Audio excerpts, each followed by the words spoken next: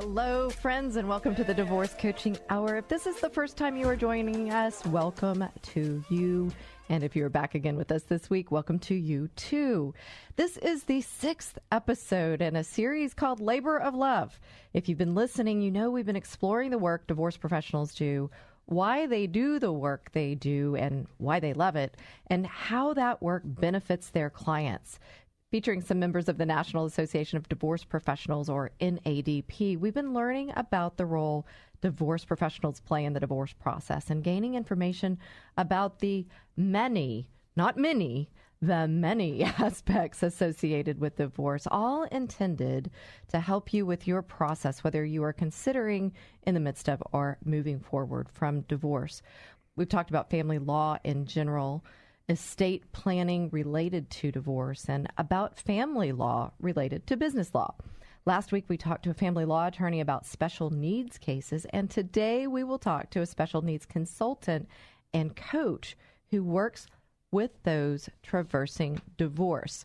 If you want to hear the previously aired episodes of this series or any other show, find us on your favorite podcast app by searching the Divorce Coaching Hour, or go to our website, thedivorcecoachinghour.com, click on the listen to the podcast button, and you'll be able to access all the episodes from this series and more. And before we begin our conversation with today's guest about special needs divorce, I want to remind you that we're not here to coach you to get a divorce or give you legal advice, but what we are here to do is walk the path with you, no matter where it may lead.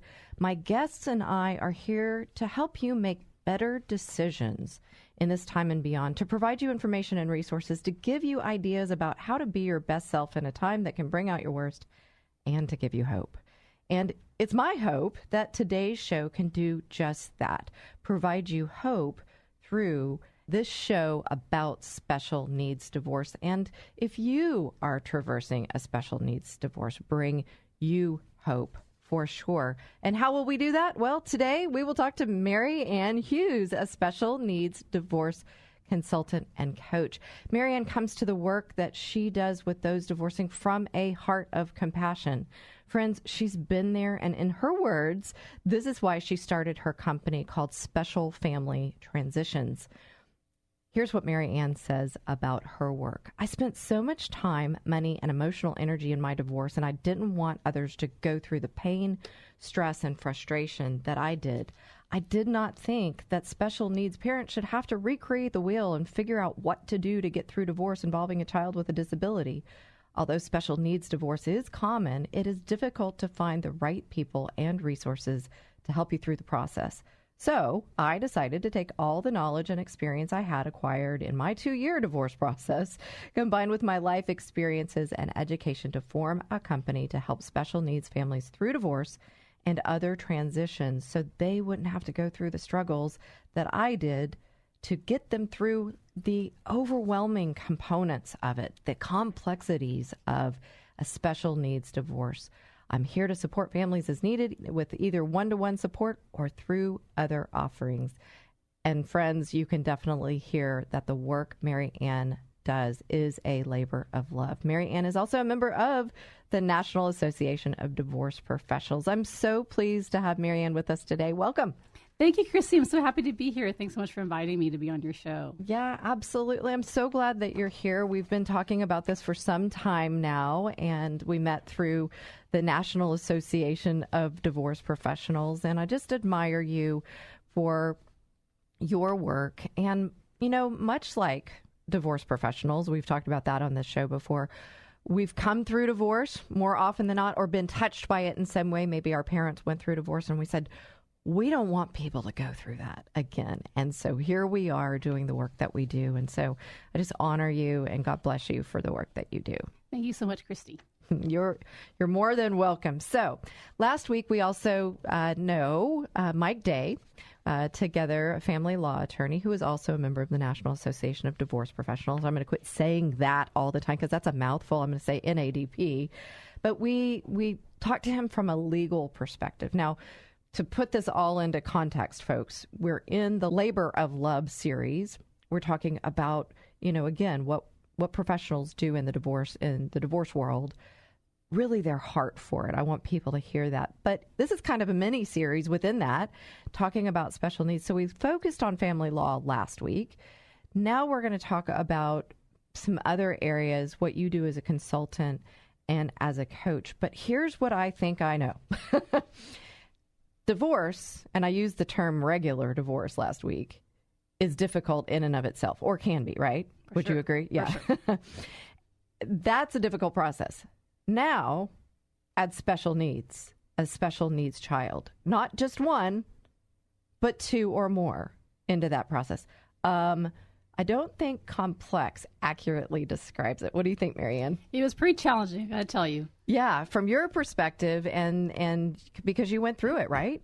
I do, and I have two special needs kids, and so, like you said, the divorce in itself is difficult enough to have to face and deal with, and all the challenges dealing with that, but then also throw in the complexities and unknowns about what it's like to have to think about the future of a special needs child. Yeah, for you, and I know last week Mike shared with us a great thing to think about is the divorce between the spouses separate and apart from the special needs issues. So you've got the legal issues with the spouses, then you've got the emotional issues combined with the financial issues.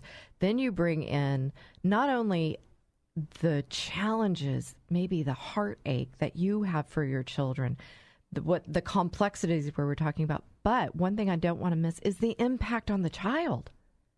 I think we might forget that. Right. Yeah, and so I think it's important to understand the full circle of this. And so before we step into the nuances of a special needs divorce, help us and the listeners understand, what do you do as a special needs divorce consultant and coach? Right. So as you mentioned, divorce is complex enough, and even more complex when you got like all those other things which you so eloquently stated. And so when I went through the process myself, I really didn't know what to do, where to find help, really where to start looking for resources. And it took me quite a bit of time, not just to deal with the emotional impact inside of the divorce, but also then to start looking ahead and how to plan for my future and for my kids. And it was a long road. It took me over 2 years. My case was so complicated, I even ended up going to trial, which is very rare in divorce cases. But really, I did it for my children and to make sure they had the best outcome possible. But given that, it was a very stressful process, very time-consuming, and very resource-intensive, especially financially. And that wasn't my intent, in the divorce. So didn't, plan on getting divorced and never had thought about that. I just have to say that. I haven't said this in a while. I don't think people go to the altar and go, hey, I'm going to get divorced. Exactly. So it was kind of like, being hit by a ton of bricks at first and having to deal with that. Like you said, dealing with the emotion. But once you get past that, and I think that's important to, let that process. But past that, you have to look ahead and put the emotions aside as much as you can or deal with them. Right. And really focus on what this divorce is about. And to me, it was about getting the best outcome for my children. And that's the vision I had for my divorce, the approach I took. It wasn't about me, it was about my children. And so given that, I had to find the right people to help me that could figure out what to do and how to make sure they got the best result now and in the future. Yeah. And so it wasn't easy. There's not very many people who really understand this area, not just of law, but everything else related to it. And so I finally did put together a team. I realized, sitting there in my car one day at pickups, like, I need more help. I did so much, and it really didn't seem like it was going anywhere. I realized I really need some more people on my side to help me. And so that's when I started really looking into different types of specialists and professionals to really help me figure out what I needed and how to get there. And that's the approach I took. And so given all that, I went through so much, time and effort trying to find these people and doing all these things and learning all these considerations that you've got to look at in divorce. I'm like, well, you know what? This divorce for special needs is so common, and people shouldn't have to go through everything I did, recreate the wheel every single time when this happens. Because I'm not sure if you mentioned the statistic, but it's 70 to 80% is a number I've heard of special needs families getting divorced. And so really there needs to be people out there who can help you, guide you through the process. Yeah, interesting. I wrote down the word so common, and I guess in my mind, I'm thinking, really, is it that common? But, well, when we look at a so-called 50% divorce rate, so you're saying 80% of the 50% divorcing are special needs cases, or what is that statistic, the 80%?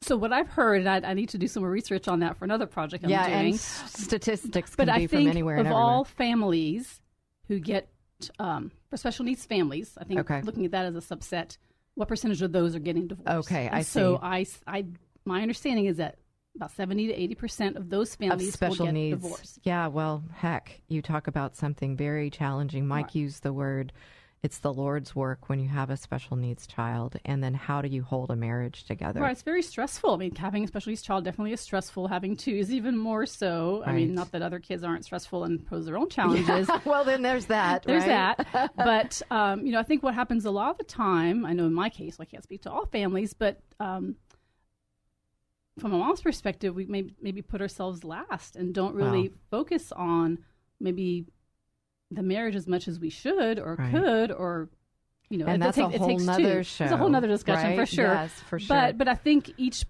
at least one parent may focus so much on the children, maybe not on each other and other things related to the whole marriage and the outlook I think, And again, so complex, from the marriage into then 80% of special needs families divorcing. And you're talking about feeling lost. You wanted the best outcome. You've put your team together. And I just have to say, how courageous, Mary Ann, because in the midst of that emotion, that's very difficult to have that thinking, to be able to bring yourself to do that, right?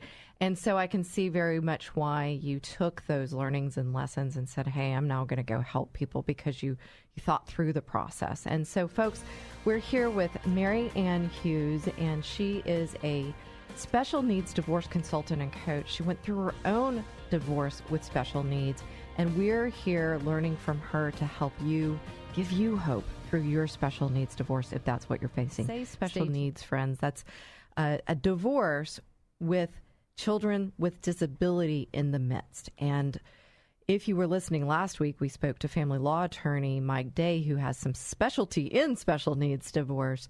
And we were just able to skim the surface of the things that we need to be thinking about. And it just, wow, if you think about, I used again the term regular divorce, a regular divorce, just the splitting of the assets and the emotional strain and the finances and so forth, then you add in the special needs. There is such a level of complexity that could just boggle one's mind. And as we were learning a little bit about what brought Mary Ann to the work she does today and why she loves it, is she's the word lost, friends. And I can imagine you have now been approached with divorce papers, or the discussion has come up, or you're blindsided, or maybe you even decide you're the one, I'm done, calling it quits, right?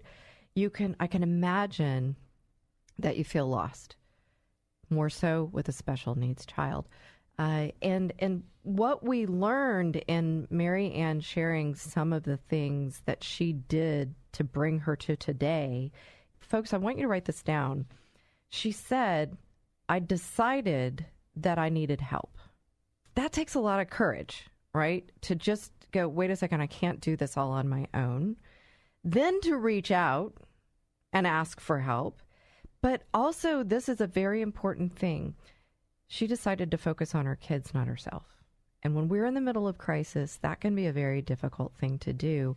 And what I love that you said is, I had to get a vision of the best outcome. And if you've been listening to this show for quite some time, we're always talking about that. Where am I going to be 5 years, 10 years, 20 years down the road? Let those time stamps, those times in the future, help inform the decisions I'm going to make today. And oh, by the way, not just about myself, but my entire family, including my children. And folks, I'm giving you a little bit of that recap so that we can step in with Mary Ann and talk a little bit more. So you took that experience and now you're helping people do some of that same thing. Is that right? That's right. So like you said, there's so much to consider. because it's, like you said, regular divorce, you've got your child, they turn 18 and they can go to college, whatever they're going to do, and then you can worry about yourself. Well, as a special needs parent, that's not the case. Right. Your job as a special needs parent is to make sure that that child is going to get what they need to live the best life possible to the best of their ability and the best of your ability to provide for that. And that doesn't end at 18. It does not end at 18. We don't know. It dependent. I have a friend who has a special needs brother who's older than him, and he's in his 60s. Right. And so it's like having a child under 18 for your entire life. And that's the way you have to approach it. What is it going to take for that child to get what they need and for you to be able to take care of them for their lifetime? Right. That makes sense. And so, so I guess then I'm thinking you help people look to the future to, again, inform their decisions. Right. For sure. I think in a divorce, we want to kind of focus on the here and now and how we're hurt and how we've been done wrong or whatever the case may be, right? No. But I think that's not going to really get us anywhere. And, divorce in itself is a legal and financial transaction. I think it's really hard to come to those terms, but that's really what it's about. We often say, and I kind of always try to shield the harshness of what this sounds like, but the business of divorce. And if we can get ourselves there, it's easier said than done. And so I kind of make light of it. No, we don't feel that way. It's true. We get into this kind of myopic place because we're in that emotional brain, that pain of what's happening to me. And so as a divorce coach myself in general, that's what I help people do is understand there is opportunity and possibility in this time. And let me help you, let me walk with you to help you see kind of around the corner, so to speak. But you do that with a special set of skills with special needs. Tell us more about that. Right. So like you said, once you make that shift, it becomes a lot easier to focus on what you need to do for your child. And so my job is to help people get to that point.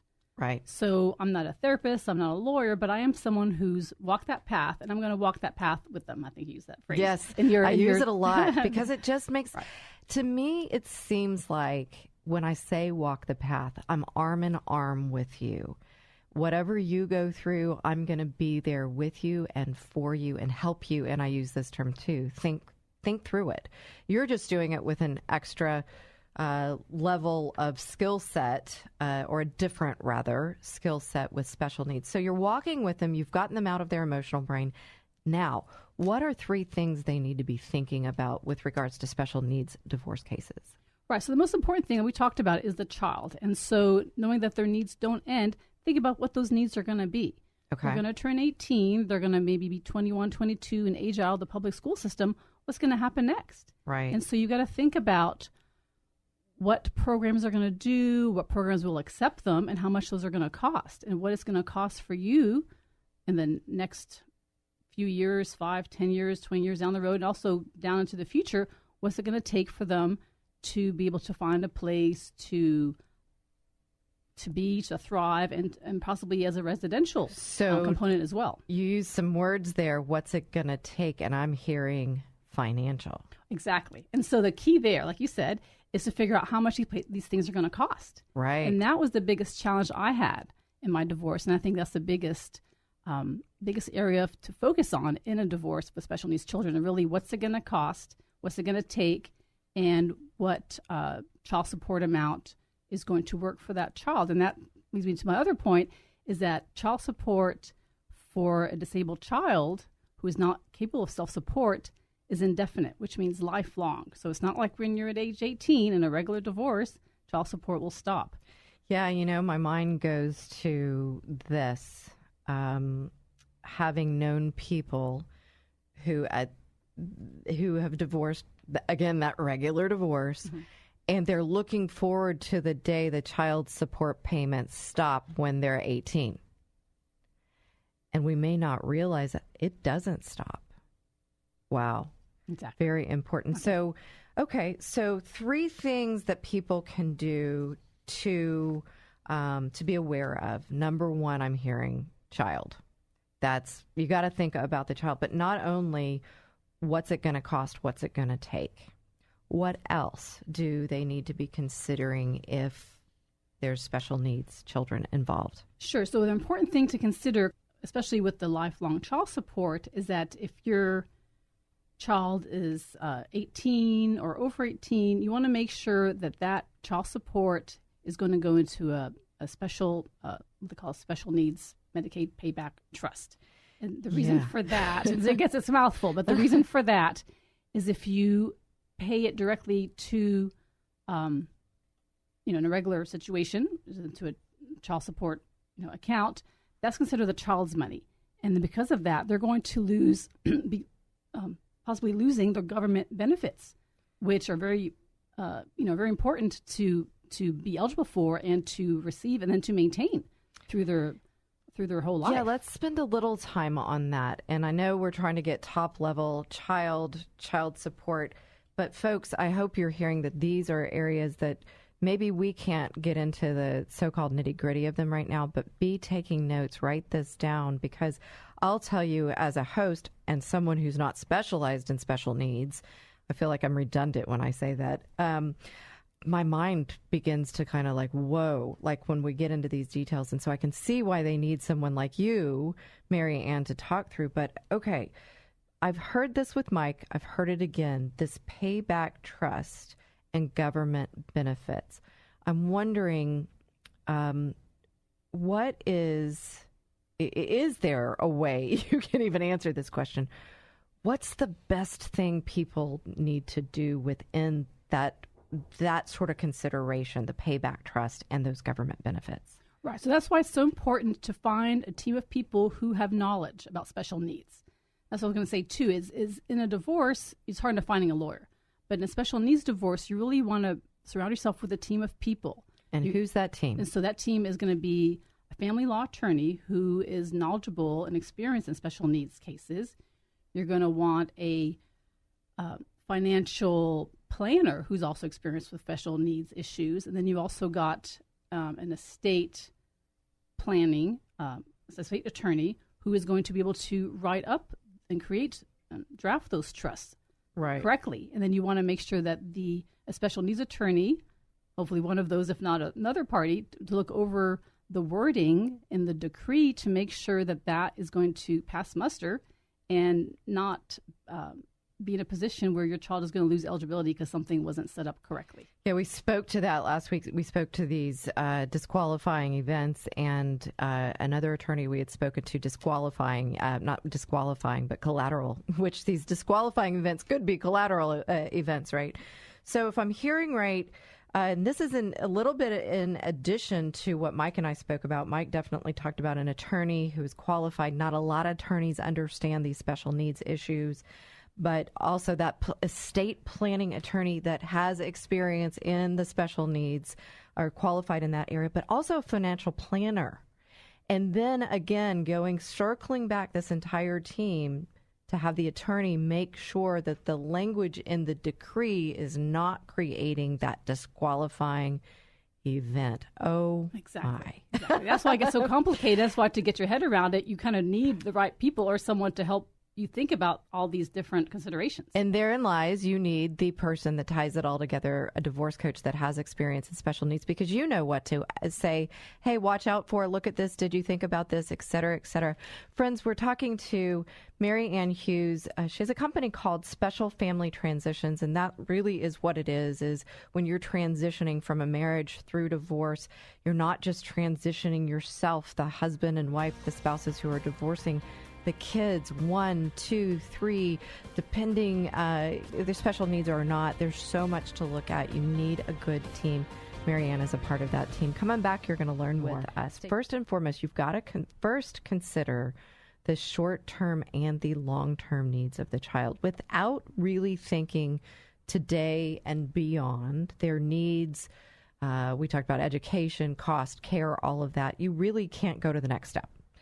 The next step then is knowing that there's lifelong child support needs. And by figuring out the short-term and long-term needs of the child, you've got the information now to figure out what that cost is so you can ask for the child support, right? You got to figure that out. It does make logical sense, but it may not in the middle of this emotion, right? And then all of that ultimately is to, then once you figure that out, you need to make sure that you're working with an attorney and people who are specialized. They understand this. They're knowledgeable in this area, special needs trust, because folks, it's so important, because if you don't, there is a potential of collateral consequences, disqualifying events, because you don't want to lose eligibility for governmental benefits. And I know it sounds like a lot, but if you have that team, you can begin to rely on that team for their experience, like Mary Ann, like we're talking about today. An attorney with special needs experience, a financial planner, an estate planning attorney, and a divorce coach. And, I'm going to go here real quick, Mary Ann. We might think in that team, and I'd just love to have your opinion. If I add more people to the process, aren't I going to make it more expensive? That's a great question. And it took me a long time to realize that I really did need the help, because I was spending many, many dollars in billable hours in every other which way that, different professionals are paid. Right. Trying to figure out what to do. And so if I had, I think, a more defined plan and the right team and vision set in place at the beginning, I think a lot of those funds could have been saved and used for the child instead of for the divorce. Yeah. So you're going to end up things that you might think, especially the emotional side, like we talked about that earlier, things that don't really have to do with the best result for the child really don't need to have as much focus in a divorce. What comes to mind is something that I have thought of and tried to put into my life, especially with my experiences and also being a coach and trying to be mindful and present and aware as life happens, is to be in a place to respond versus react. And when we come to that crisis moment of that divorce, whether with or without special needs children, we're in that, often that reactive, maybe where I'm going to get him, I'm going to get her, I'm going to go get the biggest, baddest attorney and da-da-da. But what I find, Mary Ann, and I wonder if you think this too, typically we're kind of asking for that just attorney that we go to be anything and everything to us, know about special needs, even though he or she may not, and be our therapist and our counselor at the same time. And so we are, like you said, these billable hours that are just, you can hear the money change, right? But if we were just to go to someone like yourself, I've been there. These are the things that you need to do, boom, right now, before you ever go speak to an attorney, then it can save a lot of time and money. Either before or during or through the whole process, for sure. I mean, if I see as a client maybe needs some discussion with a therapist, then they need to do that. Like you said, instead of talking to all about all these things and right. And ethically, as coaches, we're called to have them go to a therapist. But I love the point that you're making, because this, it's not just in the consideration phase. But at the show, we talk about the three different phases: consideration, in the midst of it, or coming out of it. Because it may be that you happened on this show and you're like, wait, I should be thinking about this. You can stop right now and go get a divorce coach. And I don't guarantee anything, but I will guarantee that if you take this process, guarantee and probably can't say that at the same time. I would guess that it's going to make things easier, more effective, more efficient, and possibly save money, even if you're in the middle of a divorce. For sure. At the time, I didn't know there was such a thing as a divorce coach. So you did it. Yeah. Right. And so I feel like if I had found someone like that or knew about that, I could have brought them on and really maybe cut my divorce time and cost in half at least. I laugh a little bit because I look back at my divorce, which was, again, the money was going up and up and up, because I was asking that attorney to be anything and everything to me. But I say often, where was I when I was going through a divorce? Exactly. Do you say the same thing? Sure. But it sounds like you created it. I kind of created it. It took me a while, and all of a sudden, divorce coaching came into my world. I'm like, that's what I've been saying I need to do with and for people. So, okay, so we've recapped that. What misconceptions do people have about special needs divorce cases? So, as you mentioned, trying to find the right people is key. So a lot of times there are plenty of lawyers out there and even judges who don't really fully understand special needs divorce and what it takes for that child to have the best outcome in the long term. Mm-hmm. And so that's why it's really important to surround yourself with the right people. How would you recommend, so I'm hearing not only attorneys that we were talking about, but judges too, and obviously we don't pick the judges in divorce cases. What would you tell someone out there listening and they're going, okay, I'm hearing you. I need to pick the right people. How do I pick the right people, Mary Ann? Right. Well, you can't pick a judge, like you said. But what you can do, and your attorney can do, is in your case or whatever motions and hearings you might have, is include language that maybe helps to educate the judge. And I think I found that to be true in my case. Now, did you do that on your own, or was that your attorney that brought in that language? Well, the lawyers use the language because I'm not going to claim to be an attorney by any means. But definitely I helped to also educate my attorney or share information and resources. So I hear that you were engaged. I was very engaged. Yeah. So tell us about that. And what I'm doing is I'm kind of picturing somebody out there right now going, I felt lost. I'm tracking with Mary Ann. How did you get engaged? And I'm guessing as a special needs mom, you already had a lot of information, but maybe not with the divorce turn in it. How did you get yourself more engaged, educated? Where did you go to find information? Exactly. So as a special needs mom, you constantly have to advocate for your children and learn what's out there and what they can be eligible for.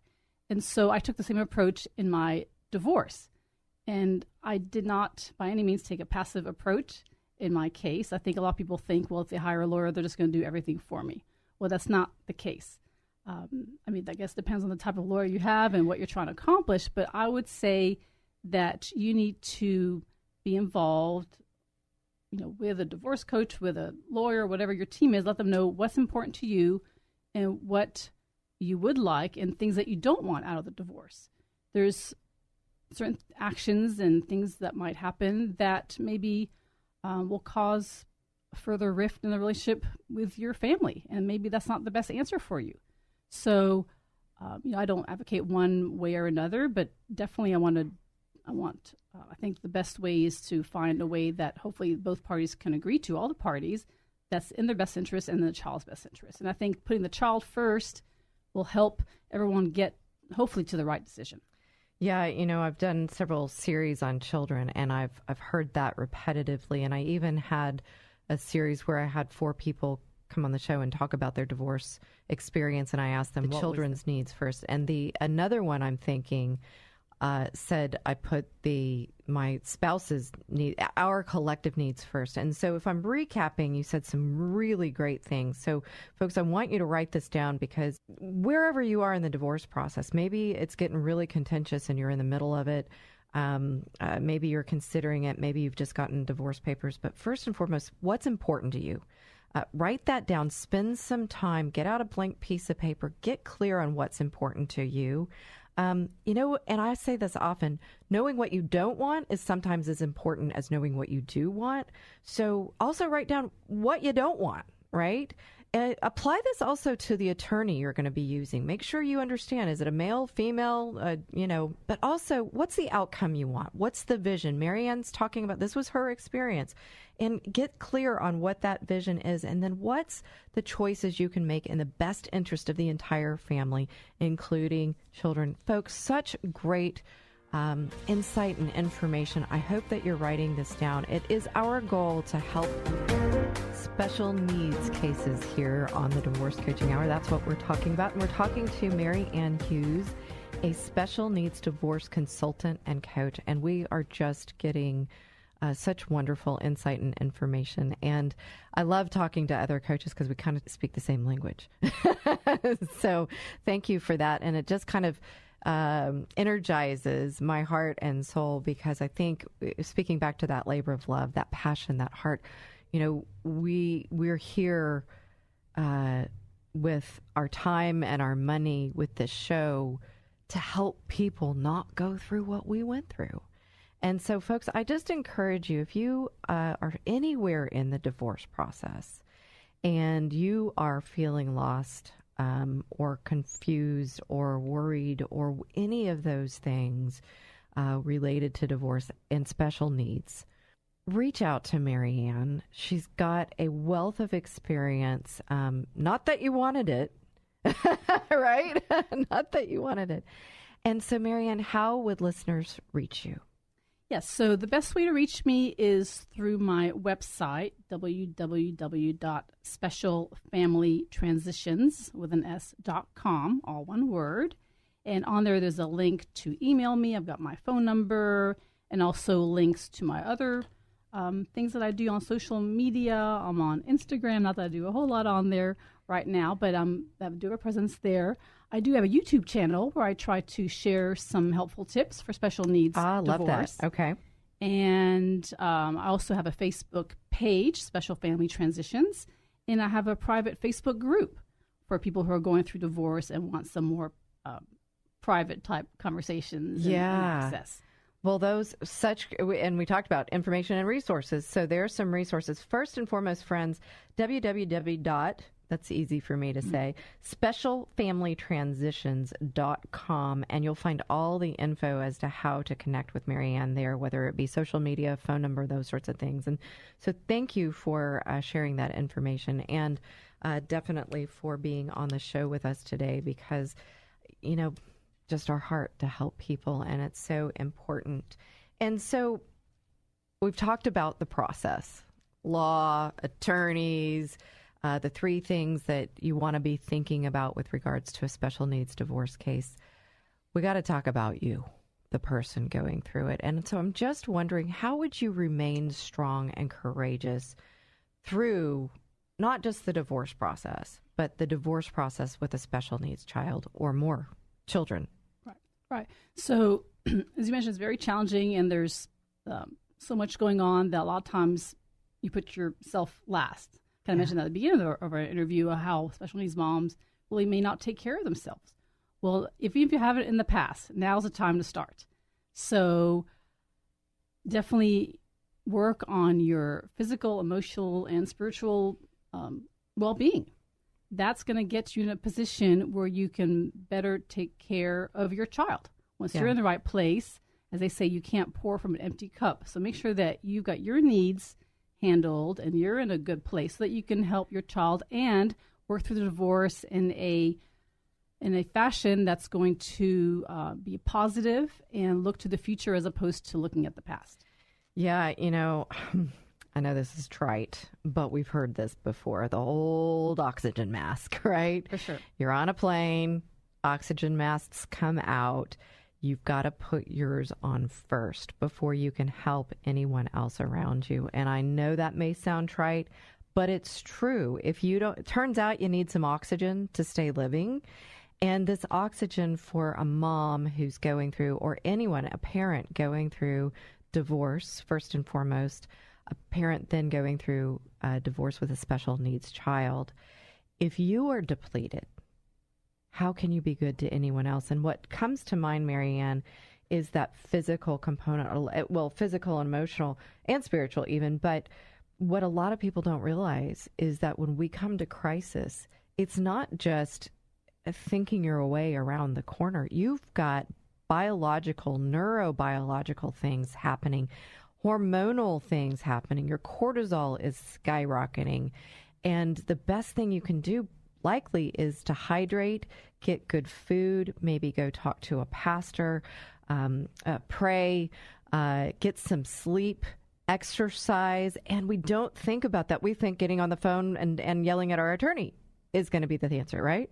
Right. No, for sure. Because I found in my divorce, when it happened or was in the separation stage, that's when I started maybe eating healthier, taking better care of myself. And it did help a lot to put me in a better state to do what I had to do and go in with the right intention. And that's another thing that came to mind is you've got to, as the parent, you've got to model how you want their future. If you're modeling that spouse that does not act as you did, Mary Ann, engaged, advocating for yourself, advocating for the child, putting the child first, what's best for the family, and including myself, then you're modeling not a very good, well, your actions aren't modeling something very good for the child in the future or anyone else.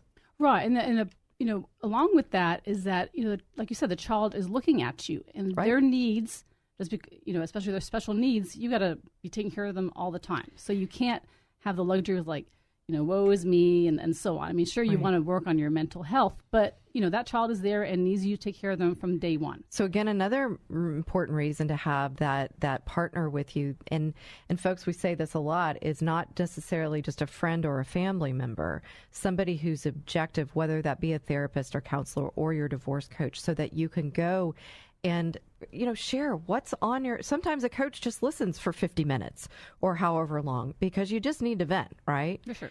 So great information. I know our desire may be put ourselves last, but folks, we need to, and I want you to hear this. This is not being selfish when you put yourself first. This doesn't mean to go out and, eat bonbons and buy whatever you want. This means take care of your physical body, your emotional body, your spiritual body, as Mary Ann well said. So we're coming to the end of the show already. Can you believe it goes so quickly?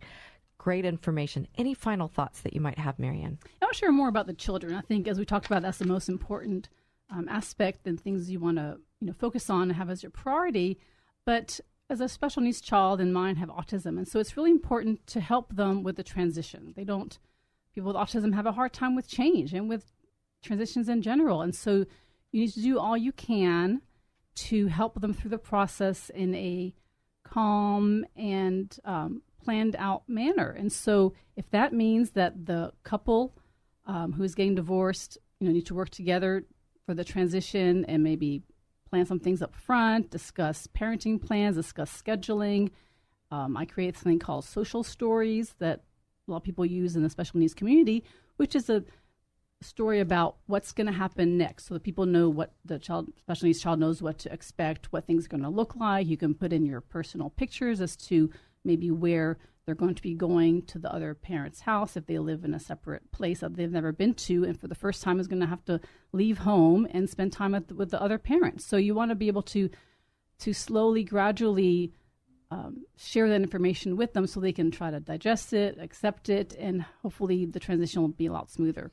Yeah, I'm drawn to the word change just in, again, that regular divorce and in just life in general. We don't do so well with change. And I heard you say calm, planned out, work together, which may be against the grain, so to speak. And then these social stories. And I think that's really very important. And these are actually tips and tools that people can use in just any divorce, because you've got a child, someone who does not have special needs, who is going to have difficulty with that change.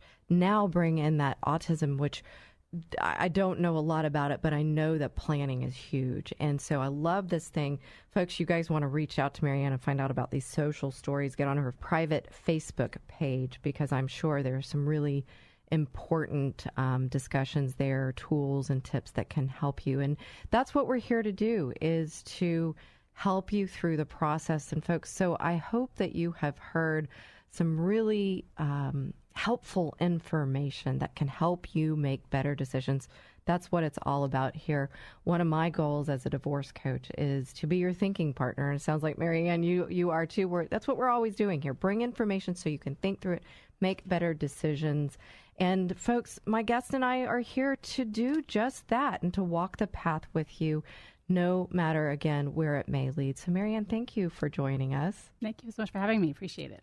Yeah, I thank you. It's just been enlightening.